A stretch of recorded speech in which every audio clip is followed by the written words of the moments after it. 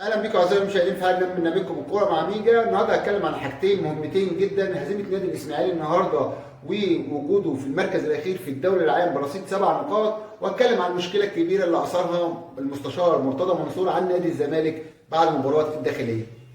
اهلا بيكم، استجابوا حابين تتفرجوا على القناه يا ريت تشوفوا الحلقه للاخر، تدعوا احد اصدقائك للاشتراك في القناه وتشير الفيديو على اي من منصات التواصل الاجتماعي. بدايه بعد المباراه الداخليه طلع رئيس نادي الزمالك وهاجم كل الناس وكل الدين، لكنه قال تصريح مثير جدا جدا جدا لدرجه ان الصحف البرتغاليه المهتمه بالشان المصري عشان وجود البروفيسور فيريرا هنا في مصر تابعت الموقف ونزلت الخبر ده في اكبر صحف البرتغاليه ومنها صحيفه ريكورد اللي قالت نصا على لسان رئيس النادي ان نادي الزمالك عنده 2 لاعيبه بيشربوا الماريجوانا. فطبعا لما يطلع رئيس النادي يقول عندي 2 لاعيبه لا مؤاخذه بتحشش وحاجات ثانيه، ده مش تصريح صحفي ولا سبق صحفي ولا ان مثلا حد طلع اشاعه على النادي، ده رئيس النادي بنفسه اللي قال. الدنيا هاجت وماجت بعد تصريح المستشار مرتضى منصور، واتفاجئنا تاني يوم ان عبد الله جاي يعتذر للمستشار مرتضى منصور. هو بس السؤال هنا يعني للناس كلها، هو مين اللي يعتذر لمين؟ ممكن اللعيبه دي كانت بتاخد ادويه مثلا فيها غير مصرح بيها، ففيها جزء بيقع تحت بند المنشطات او شيء من هذا القبيل، ولكن مش تصريح مباشر كده ان هم بيشربوا مخدرات. فدي كانت حاجه تشويه لسمعه اللعيبه في حد ذاتهم. اتفاجئت ان عبد الله جمعه راح نادي الزمالك امبارح وبيعتذر للمستشار مرتضى منصور. معنى الاعتذار ده يا جماعه حاجه مصيبه كبيره، ده اعتراف من اللاعب رسمي انه بيتعاطى المخدرات وبتاع على مؤاخذه كده زي ما رئيس النادي قال. ما ملهاش حل غير كده. ولكن على العكس تماما هتلاقي ان احمد فتوح ما رضاش يروح، لان ده اتهام مباشر وصريح. انت ممكن كرئيس نادي لو في اي حاجه انت شايفها غلط بينك وبين اللعيب، وخصوصا ان دي حاجه بتمس مشوار اللاعب في الملاعب، فاحمد فتوح رفض يعمل زي عبد الله جمعه. طبعا رئيس نادي الزمالك من ضمن تصريحه انه عرض الاثنين لعيبه للبيع. نادي الزمالك طلب بصفه وديه ان تيجي اللجنه تحلل الاثنين لعيبه امبارح. احمد فتوح كان كده كده متغيب وزعلان من التصريحات فما راحش التدريب، ولكن عبد الله جمعه كان موجود في النادي، ولما جت اللجنه عشان تاخد العينه كان مشي من التمرين. فدي حاجه كبيره ومشكله كبيره صنعها المستشار مرتضى منصور. كان ممكن يحل الموضوع ده في الغرف المغلقه ويجيب الاثنين لعيبه ويحلهم مثلا لحد ما يكتشف هل اللعيبه دي فعلا كانت بتشرب مخدرات ولا لا، او كانت بتاخد منشطات ولا لا، او كان الموضوع يعني يبقى طي الكتمان لحد ما تنتهي القصه دي. لكن هو كده قضى على اللعيبه تماما. لكن الاستغراب زي ما انا قلت، انا مستغرب ان اللعيب يتقال عليه ان هو كذا وكذا وكذا ويطلع اللعيب ده يعتذر للنادي ازاي؟ مش فاهم يعني. حد يفهمني مين اللي المفروض يعتذر لمين؟ اما بالنسبه للنادي الاسماعيلي وبعد هزيمته النهارده من حرس الحدود في الجوله ال 12، الاسماعيلي بقى في المركز الاخير بلا منافس. نادي الاسماعيلي في المركز الاخير بلا منافس، 7 نقاط من 12 مباراه، ما بيجيبش نص نقطه في الماتش. طبعا زي ما احنا عارفين اللي بيتكلم كتير ما بيعملش حاجه. وطبعا اكتر 2 بيتكلموا في الاعلام هتلاقي المستشار مرتضى منصور وهتلاقي يحيى الكومي رئيس نادي الاسماعيلي. يعني صياحهم طرب، يعني مرتضى منصور بصفه يوميه ويحيى الكومي بصفه شبه يوميه. رؤساء بقيه الانديه ما بتسمعش عنهم الا نادرا. يعني الاسماعيلي وللموسم الثالث على التوالي بيصارع من اجل الهبوط، ولا حياه لمن تنادي، وبيجي في الاخر كده ربنا بيكرمه بيكسبوا 3 4 ماتشات وبيفلتوا من الهبوط، وييجوا السنه اللي بعدها يعيدوا نفس اللي كان بيحصل السنه اللي قبلها. يعني كل 3 4 ماتشات في مدير فني جديد، وكمان 3 4 ماتشات مدير فني تاني جديد، مفيش استقرار، مفيش فلوس بتدفع للعيبه، اللعيبه اصلا مش حابه وجودها في النادي، وفي الاخر نادي الاسماعيلي بيصارع الهبوط كل سنه. طبعا الناس بتقول لك اصل الاهلي مخلص على الاسماعيلي وواخد كل لعيبته. الاهلي اخر لعيب اشتراه من الاسماعيلي كان 2019، كان اشترى محمود متولي.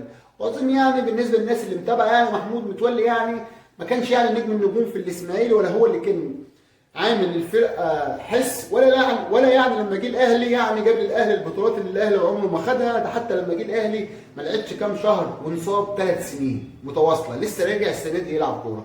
لو فاكر اخر صفقه اشتراها الاهلي قبل محمود متولي كانت مروان محسن، للاهلي اشتراه ايامها ب 10 مليون جنيه، وده كان اكبر سعر في لاعب مصري في ذلك الوقت.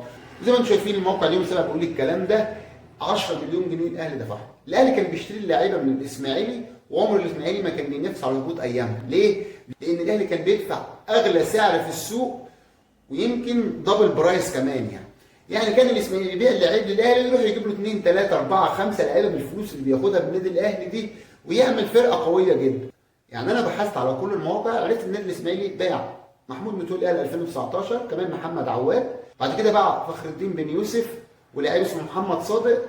يعني من الاخر ان النادي الاسماعيلي في اخر 4 سنين ما باعش غير لعيب واحد للنادي الاهلي سنه 2019 هو محمود متولي، وبقيه اللعيبه باعها للزمالك وفرق اخرى. طب ودى الفلوس فين وجاب ايه؟ ما جابش حاجه. الزمالك ضحك عليه وادوا له احمد مدبولي وادوا له محمد الشامي وشويه لعيبه كده اللي هم يعني مش لعيبه الانديه الكبيره اللي هي تشيل الاسماعيلي وتشيل الاهلي وتشيل الزمالك، لعيبه اللي هي كماله عدد. فالنتيجه كانت الاسماعيلي تحت. الاسماعيلي اللي كان بيبيع لعيبه للاهلي وكان دايما بينافس على بطوله الدوري في الاربعه الكبار ما بقاش يبيع للاهلي وبقى يبيع للانديه الثانيه. اين يوجد الاسماعيلي الان؟ اليس فيكم رجل حكيم؟ انا مش جاي هنا عشان ابرر لك الاهلي كان بيشتري الاسماعيلي وكانوا الاثنين بيستفادوا، مش اطلاقا. انا جاي ابرر لك دلوقتي الاهلي ما عادش بيجيب من الاسماعيلي بيبيع لعيبته بمعرفته في كل حته عشان ما نقولش الاهلي بيفضل الاسماعيلي.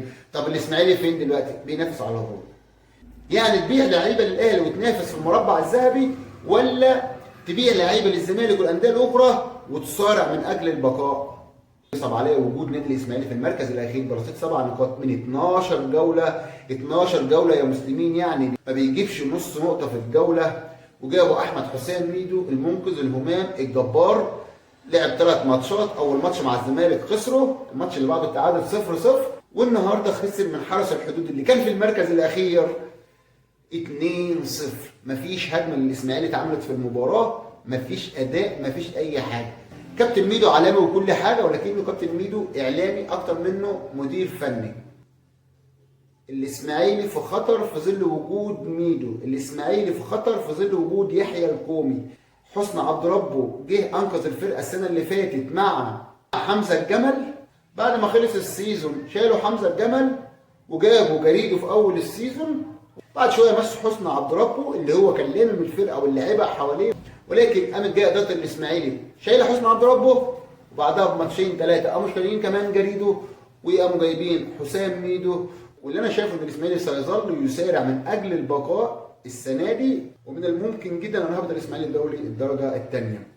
اتمنى كل التوفيق للنادي الاسماعيلي وكل الفرق المصريه، واتمنى المستشار مرتضى منصور يهدى شويه على كل الناس، لان كتر ظهوره في الاعلام بعد ما كان بيواجه سهامه واتهاماته لكل الناس اللي حواليه، بدات سهامه تطال نادي الزمالك بحد ذاته، واثنين من اعمده الفريق تحديدا احمد فتوح الباك الشمال الاول في جمهوريه مصر العربيه، مرتضى منصور قضى عليه تماما. وبكده تنتهي حلقتنا النهارده، واشوفكم في حلقه قريبه ان شاء الله. الكوره مع ميجا. الكورة مع ميجا.